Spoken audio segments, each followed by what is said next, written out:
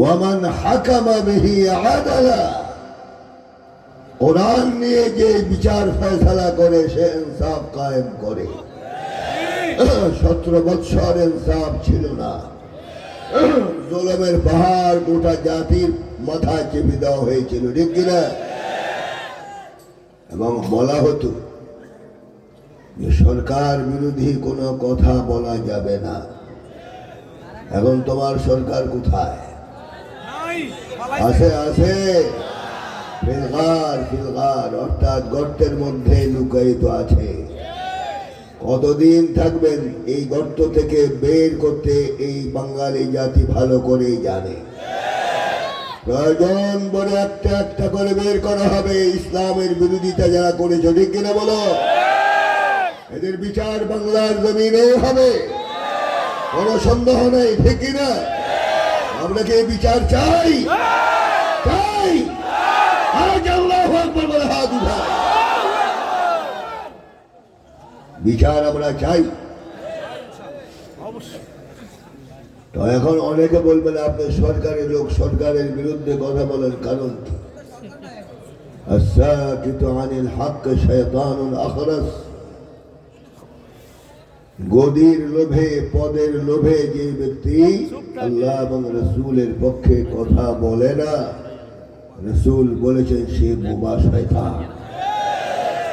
কি শয়তান? আমরা বোবা শয়তান হই চান? হক কথা বলে আসছি 17 বৎসর, এখনো বলছি, আল্লাহ পাক হায়াত রাখলে আবারও বলবো। কোন শক্তি নাই এই মুখের মধ্যে তালা মারা, তালা খোলা হয়ে গেছে, ঠিক কিনা? কোন পারমিশনের প্রয়োজন নাই। প্রধান উপদেষ্টা বলেছেন মুসলমানের দেশ, আমরা মুসলমান। বাংলাদেশ যতদিন থাকবে কোরআন তাফসীরের জন্য কোনো পারমিশনের প্রয়োজন হবে না। তো যারা পারমিশন নিয়ে ব্যস্ত ছিলেন, আপনাদের অস্তিত্ব এখন আর নাই। যাদেরকে নিষেধ করেছেন কথা বলার জন্য, তারাই এখন দাম্ভিকতার সহিত কথা বলে, ঠিক কিনা? তোমরা শিয়ালের মতো বানাইছ, ঠিক কিনা? রাজ মুসলমানদেরকে জিজ্ঞাসা করতে চাই, বাংলার জমিনে কোরআনের আওয়াজ চলবে না বন্ধ হবে? আওয়াজ হবে না, চলবে না বন্ধ হবে? আল্লাহ পাক তুমি কবুল করো। এই জন্য মহা কিতাব শোনার জন্য আমরা এসেছি, সেটা হলো কালামুল্লাহ। লিমাযা সুম্মিয়াল কুরআন কুরআন? কোরআনের নাম কোরআন রাখা হলো কেন? ফাসসারাল মুফাসসিরুন লিকাসরাতিল কিরাআহ।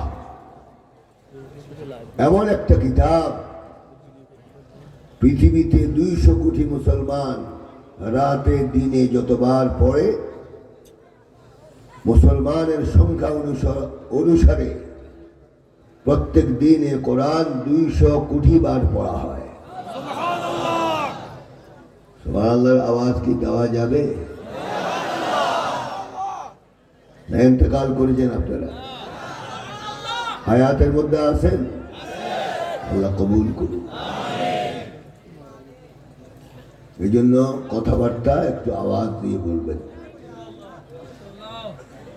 লিকাসরাতিল কিরাআহ, এই কিতাব যতবার শোনা হয় ততবার নতুন মনে হয়, ঠিক কিনা? এবং এর আওয়াজের সাথে পৃথিবীর কোনো আওয়াজের মিল হয় না। মুজিজাপূর্ণ কিতাব। এই কিতাব যতই আলেমরা পড়ে তাদের মন ভরে না। সেই কিতাব শুনতে এসেছি আমরা, আলহামদুলিল্লাহ। আল্লাহ আপনাদেরকে কবুল করুন, ময়দান থেকে ওলি হয়ে বাড়ি ফেরার তৌফিক দেন। সে কোরআন অল্প সময়ের মধ্যে কি আমরা বয়ান করবো আল্লাহ পাকের কোরআনের, যে বিশাল কোরআন, মুজিজাপূর্ণ কিতাব। তাওরাতের হাফেজ নাই, জবুরের হাফেজ নাই, ইঞ্জিলের হাফেজ নাই, ত্রিপিটক মহাবেদ এগুলির কোন হাফেজ পৃথিবীতে নাই, কিন্তু চিন্তাবিদদের ভাষ্যে বলা যায় গোটা দুনিয়ায় এখনো 6 কোটির উপরে সিনায় কোরআন নেওয়ার মতো হাফেজ এখনো আছে। ইন্না নাহনু নাযালনা যিকরা ওয়া ইন্না লাহু লাহাফিজুন। জিকির আল কোরআন আল্লাহ চ্যালেঞ্জ করে বললেন, ইন্না নাহনু নাযালনা যিকরা ওয়া ইন্না লাহু লাহাফিজুন। এই কোরআন আমি নাযিল করেছি, আর এই কোরআন হেফাজতের জিম্মাদারি কিয়ামত পর্যন্ত আমি আল্লাহ পাক নিজ হাতে গ্রহণ করেছি। সে কোরআনকে বাংলায় 17 বৎসর অপমান করা হয়েছিল, ঠিক কিনা? আল্লাহর কোরআন বিচার পায় নাই, আল্লাহকে গালি দেওয়া হয়েছে বাংলার জমিনে, আল্লাহ রসুলকে গালি দেওয়া হয়েছে। আমরা তাদেরকে জানিয়ে দিতে চাই, যতই পড়াও, সামনে যদি কোনো দুঃসাহস করে আমার নবীর উপর, আল্লাহর উপর, কোরআনের উপর বেয়াদবি করার, তাহলে জনগণ লাগবে না, আমি নিজ হাতে তোমার জিহ্বা টেনে ছেড়ে দেব। রাজি? রাজি? কোরআন ব্যবহারিস কোরআন নয়, এই কোরআনের পিছনে একজন গাইডার আছেন, উনি কে? ইন্না নাহনু নাযালনা যিকরা ওয়া ইন্না লাহু লাহাফিজুন। এই কোরআনের হেফাজতের জিম্মাদারি আমি আল্লাহ পাক নিজ হাতে গ্রহণ করেছি। সুবহানাল্লাহ বলবেন না? আপনাদেরকে এরকম ঠেলে ঠেলে সুবহানাল্লাহ পড়লে ওয়াজ করবো কোন সময়? সুবহানাল্লাহ পড়া যায় না? একবার বলুন তো, সুবহানাল্লাহ, আলহামদুলিল্লাহ, আল্লাহু আকবার। আল্লাহু আকবারের পাওয়ার কত দেখেছেন? 5 তারিখে দেখিয়ে দিচ্ছে আল্লাহ পাক, ঠিক কিনা? এই যুবক ছাত্র, নিরস্ত্র ছাত্র যুবক, তাদের মুখে একটাই অস্ত্র ছিল, সেটা হলো নারে তাকবীর। আল্লাহু আকবারের ধাক্কায় জালেমের তখ্ত তাউসকে জমিনের সাথে মিশিয়ে দেওয়া হয়েছে, এই দেশ থেকে পালাতে বাধ্য করা হয়েছে, ঠিক কিনা বলো? সেই তাকবীরকে মুসলমান ভুলে গিয়েছি আমরা। একবার তাকবীর দাও, আল্লাহ শুনুক।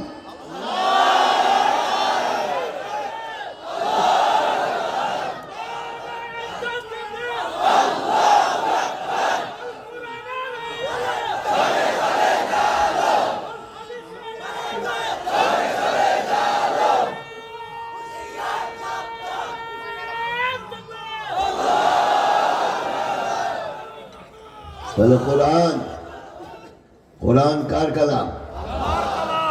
আল্লাহ কথা বলে, আবার বলে কি না? নাউযুবিল্লাহ। আল্লাহ কথা বলে না? আহলে সুন্নাত ওয়াল জামাতের আকীদা হলো আল্লাহ কথা বলেন।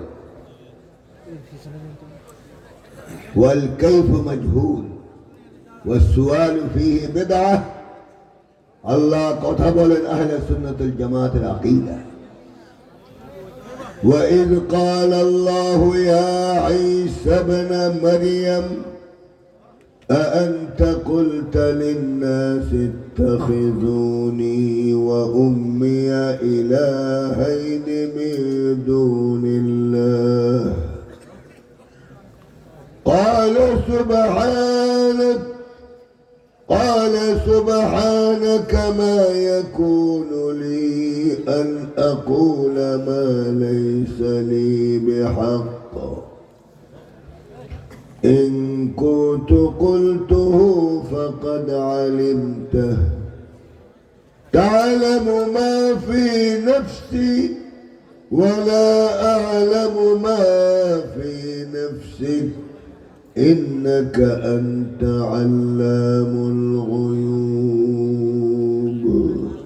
الله أكبر আল্লাহ কথা বলে, ঠিক কি না? وكلم الله موسى تكليما وكلم الله موسى تكليما আমাদের আল্লাহ কথা বলেন, কিন্তু অন্যান্য দেব দেবতা কথা বলে না, ঠিক কি না? لا يتكلم ولا ينفع ولا يضر ولا يبكي ولا يضحك এমন দেবতা কথা বলে না, উপকার করে না, অপকার করে না, হাসে না, কাঁদে না। বন্দাদের উপাসনার পর শেষ পরিণতি হয় বঙ্গোপসাগরে নিয়ে চুবাই মেরেই ফেলে। আপনি আল্লাহ কয়দিন মারছেন? কয়দিন মারছেন আল্লাহ? কার ওসিলায় সিন্নি খাওয়া মোল্লা ছিল না এখন, ঠিক কিনা? আল্লাহর জমিনে থেকে আল্লাহর বিরুদ্ধে স্মরণ করা হয় এবং আল্লাহকে বলা হয় আল্লাহ নাকি অঙ্কে কাঁচা। আল্লাহ অঙ্কে কাঁচা। আল্লাহ যদি ভুল ক্রমে চক্ষুটে সামনে না দিয়ে বগলের নিচে দিত, ওয়াজ দেখা লাগতো কিভাবে হ্যান্ডচাপ করে, ঠিক কিনা? মুখটা এখানে না দিয়ে যদি পায়ের নিচে দিত, কথা বলা লাগতো কিভাবে পা উঠে। এমন বদসুরতকে আল্লাহ পাক আপনাকে বানিয়েছে। আল্লাহর অঙ্ক ঠিক আছে কিনা? এক নাস্তিক বট গাছের ছায়া দ্বিপ্রহরে খেয়ে একটু কাইলুলা করতেছে, বিশ্রাম করে। তাগাদ্দা তামাদ্দা তাআশা তামাশা। তখন হঠাৎ চোখ পড়ে গেল বট গাছের পাতার ফাঁকে ফাঁকে ছোট ছোট ফল। তো সে আল্লাহর সাথে মোকালামা করতেছে যে আল্লাহ, এত বিরাট গাছ আর ফল দিলে ছোট, আমার পাশে লতার মধ্যে 10-15 কেজি ওজনের তরমুজ লাগাই দিলে, যেটা একটা তরমুজ উত্তোলন করার ক্ষমতা রাখে না, হিসাবের মধ্যে এত ভুল করলে কিভাবে? তার সাথে কথা বলে আল্লাহ পাক আচ্ছা বলে, দার্শনিক সাহেব, চিন্তাবিদ, একটু অপেক্ষা করো। হঠাৎ 50 হাত উপর থেকে একটা বল ফল, তরু তাজা এই বট ফল তার নাকের বারিন্দার উপরে বিসমিল্লাহি ওয়া আলা বারাকাতিল্লাহ পড়ল। তখন হঠাৎ চক্ষু খুলে দিয়ে দেখে যে অবস্থা, নাক দুলতে আরম্ভ করি, যেমন বলে যে আল্লাহ তোমার অঙ্ক ঠিকই আছে। তোমার আল্লাহ পড়বেন না? কারণ বট গাছে যদি ছোট ফল না হয়ে তরমুজ ঝুলতো, তাহলে নাকটাও যেত, ইন্তেকাল হয়ে যেত, ঠিক কিনা? আমার আল্লাহর কারিগরের মধ্যে কোনো ভুল আছে? যারা আমার আল্লাহকে বলেছে আল্লাহ অঙ্কে কাঁচা, তাহলে আমরা নির্দ্বিধায় বলতে পারি তোমার জন্মের মধ্যে ভুল আছে। তুমি জানো সন্তান, ঠিক কিনা? খবরদার, কার সামনে? তুমি আল্লাহর সামনে নিজের জবান দারাজি করছো। এই প্রশ্রয় দিয়েছে তাদেরকে রাষ্ট্র, ঠিক কিনা? কে প্রশ্রয় দিয়েছে? বিচার হয়নি। বাপ মায়ের বিরুদ্ধে কথা বললে ফায়ার স্কোয়াডে নিয়ে গুলি করে হত্যা করা হতো। তোমার বাপ মার থেকে কি আমার রসুলের মর্যাদা কম? তাহলে রসুলকে যে বেইজ্জতি করা হয়েছে, এটার বিচার চাই কি আমরা? চাই কি আমরা? আল্লাহ তুমি সাক্ষী থাকো। সে আল্লাহ সর্বশক্তিমান, উনি কথা বলেন, সুবহানাল্লাহ বলেন। কোরআনুল কারীম আমাদের বাংলা ভাষায় না হলো, যে ভাষায় কোরআন নাযিল হয়েছে এটা সহজ, সুবহানাল্লাহ বলেন। ওয়ালাকাদ ইয়াসসারনাল কুরআনা লিয-যিকরি ফাহাল মিন মুদ্দাকির। আল্লাহ পাক বলেন, আমি কোরআনকে, এই জিকিরকে মানুষের জন্য আমি পড়া সহজ করে দিয়েছি। পৃথিবীর যে কোনো প্রান্তের যে কোনো মানুষ, নারী হোক, পুরুষ হোক, বাচ্চা হোক, বৃদ্ধ হোক, যে কেউ চায় আমার কোরআন পড়তে, আমি তার জন্য সহজ করে দেই। কোরআনের ভাষা কি? কি ভাষা? ইন্না আনজালনাহু কুরআনান আরাবিয়্যা, আরবি ভাষায় আমি কোরআন নাযিল করেছি, পড়তে সহজ। সুবহানাল্লাহ বলেন। বাংলাদেশেও তো বাংলা ভাষার মধ্যে অনেক রকমের লাহাজা আছে। লক্ষ্মীপুরের ভাষা আর ফেনীর ভাষা কি সব একরকম? লক্ষ্মীপুর পানি কি বলে? হানি। আর আমিকে কি বলে? আই। ফেনী তো একই দশা। আর চট্টগ্রামের ভাষা তো মাশাআল্লাহ এটা ব্যতিক্রম। এই ভাষা শিখতে হলে পার্সোনাল ইউনিভার্সিটির প্রয়োজন। আমি প্রায় 28 বছর ওখানে খুতবা দেই, ইনশাআল্লাহ এখনো একটি শব্দ আয়ত্তে আনতে পারি না। কিসমত খারাপ, এত কঠিন। যদি চট্টগ্রামের ভাষায় কোরআন নাযিল হতো, লক্ষ্মীপুরবাসীর কি অবস্থা হতো? ইন্না লিল্লাহি ওয়া ইন্না ইলাইহি রাজিউন, ঠিক কি না? দুই চট্টগ্রামী যখন নিজেদের মধ্যে কথোপকথন করেন, মাশাআল্লাহ, বুঝা তো দূরের কথা, আল্লাহ জানে কি হয়। আর সিলেট তো আরো মারাত্মক। আমি সিলেটে সফরে গিয়েছিলাম, বাড়িওয়ালা যে ভাষা প্রয়োগ করেছে আমার সাথে, ইলা ইয়াউমিল কিয়ামা মনে থাকবে। ঘরে ঢুকার আগে ঘরওয়ালা আমাকে হাত ধরে বললেন, ড্রয়িং রুমে নিয়ে যে বুক্ষা অর্থাৎ বসেন, খাওয়াতে নিলেন বলেন খাক্কা খান, শোয়াতে নিলেন বলেন সুক্ষা শোন। এটা মানুষ তো দূরের কথা, অন্য কেউ কিছু বুঝবে? কিন্তু কোরআন কি এর চেয়ে কঠিন? না। ওয়ালাকাদ ইয়াসসারনাল কুরআন ওয়ালাকাদ ইয়াসসারনাল কুরআনা লিযিকরি ফাহাল মিন মুদ্দাকির। কত সহজ করে দিয়েছে আল্লাহ পাক কোরআন পড়ার। এই কোরআন 17 বছর তাফসীর করতে গিয়ে বাধাগ্রস্ত হয়েছে, ঠিক কিনা? এমন আমরা দেখেছি বক্তা কোরআন হাদিসের ওয়াজ করে, কিন্তু গায়ে লাগে যাওয়ার কারণে থাপ্পড় মেরে তাকে স্টেজ থেকে ফেলে দেওয়া হয়। আমরা হুঁশিয়ার করে দিতে চাই, একটা আলেমের গায়ে যদি হাত উঠানো হয়, এদের হাত 18 কোটি মুসলমান গুড়িয়ে দেবে, কোনো চিন্তা করবে না, ঠিক কিনা? আগের দিন নাই যে বসে বসে সেরকম চিন্তা করবেন, সেই দিন চলে গেছে। তাহলে এখন হলো কোরআনের দিন। বাংলা ভাষা, বাংলাদেশের সংবিধান হবে আল কোরআনুল কারীম। রাজি? রাজি? কারণ তোমাদের পচা সংবিধান দুর্গন্ধময়। এই পচা সংবিধান আর 18 কোটি মুসলমান মানতে রাজি নয়। অনেক নীতি আর পথ দেখেছি আমরা, এই নীতি আর পথ দিয়ে মানুষকে শান্তি যাওয়া যায় নাই, ঠিক কিনা? কেননা উনি যাওয়ার সময় বলে গিয়েছেন, আমার কি দোষ?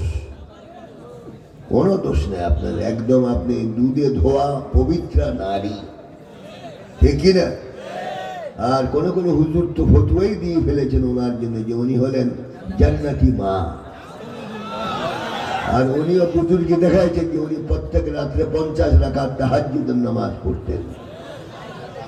ওই যুবক তো যখন ওয়াল ভেঙে ঢুকল গণভবনে, টেবিলের মধ্যে খানা তুইয়া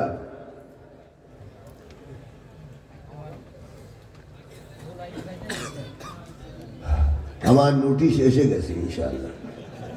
তো আখির দাওয়ানা আলহামদুলিল্লাহি রাব্বিল আলামিন। আজকে এই পর্যন্তই থাক।